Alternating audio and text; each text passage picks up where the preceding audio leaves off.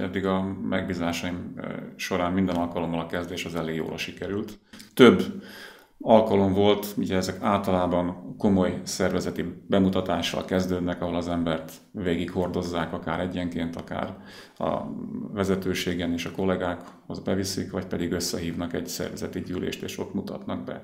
Tehát nagyon fontos ilyenkor az, hogy a megbízó mennyire képviseli azt az álláspontot, hogy neki erre igazán szüksége van, és teljes mértékig hisz abban, hogy akit megbízott, azt ezt meg is tudja csinálni. Tehát nagyon fontos, hogy ilyenkor meggyőződésből, jól felépített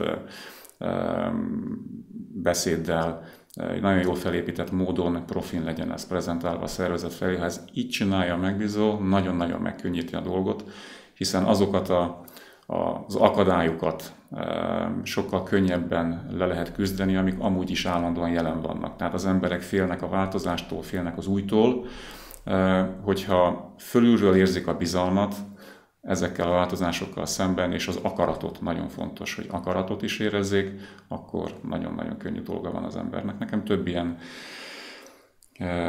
projektem volt, ahol nagyon jól meg tudta ezt csinálni a megbízó, vagy akár a tulajdonos, hogyha a vállalatokról beszélünk.